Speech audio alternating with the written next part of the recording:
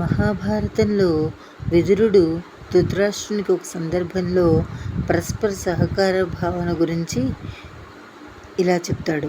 విశాల ప్రాంతంలో ఒంటరిగా పెరిగే చెట్టు గట్టి వేళ్లతో బలంగా పెరగవచ్చు, కానీ బలమైన ఒక గాలివాన విసురుతో సమూలంగా నేల కూలిపోతుంది. అదే వృక్షం సమూహం మధ్యలో ఉంటే అంత సులభంగా గాలికి ఒరిగిపోదు. అలాగే సజ్జనులు సంఘంగా ఉంటే ఒకరి కష్టాల్లో మరొకరు పాలు పంచుకుంటూ పరస్పరం సహకరించుకుంటూ జీవిస్తారు. ఒక వ్యక్తి ఇల్లు కట్టుకోవడానికి ఇసుక, రాళ్ళు, ఇటుకలు, సిమెంటు అన్నీ తెచ్చిపెట్టుకున్నాడు.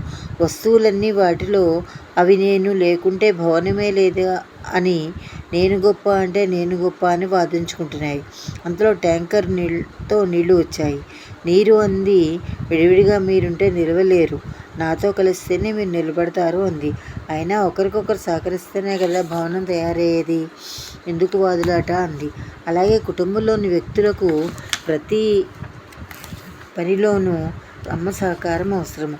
ఆమెను కూడా ఒక వ్యక్తిగా గుర్తించి సమయానికి తగిన సహకారం అందించితే అది ఒక స్వర్గసీమ. చేసే పనులు సులభంగా పూర్తి అవుతాయి. విద్యార్థులు పాఠశాల అనే చిన్న సమాజానికి వచ్చినప్పుడు అందరితో కలిసిమెలిసి ఉండడం అవసరం. తను ఒంటరి అనే భావన ఎవరికీ ఉండే అవకాశం లేదు. చిన్న వయసు నుండి ఇంకొకరి అవసరాలు, కష్టాలు గుర్తించి సహకారం అందించే తత్వాన్ని అలవర్చుకోవాలి. చీమా పావురం కదా మనకు తెలిసినదే. పరస్పరం సహకరించుకుంటూ సాగితేనే సమాజంలో మంచి వ్యక్తిత్వము గలవారిగా గుర్తింపు పొందుతారు. కార్యాలయంలో ఉద్యోగులతో అవసరమైనప్పుడు వారి సహకారాన్ని, సలహాలను అందుకోవాలి. తమ పని పూర్తి అయిన తదుపరి తోటి ఉద్యోగులు పనిభారంతో సతమతమవుతూ ఉంటే వారికి తన వంతు సహాయాన్ని, సహకారాన్ని అందించినప్పుడు వారితో మైత్రి, సఖ్యత పెరుగుతాయి. దీంతో మీ మంచితనాన్ని, విలువలను గుర్తించి ఎంతో గౌరవాన్ని పొందుతారు. సమాజంలో అన్ని పనులు ఒక్కరే చేసుకునే వీలు లేదు.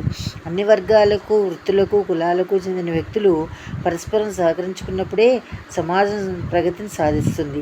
శాస్త్రవేత్తల పరిశోధనలు, కళాకారుల, క్రీడాకారుల ప్రజ్ఞ, ప్రకృతి నుండి పొందే వరాలు అన్నీ కూడా మానవాళికి సహకరిస్తున్నాయి. మరి మన వంతు సహకారం కుటుంబానికి, సమాజానికి అందివ్వాలి.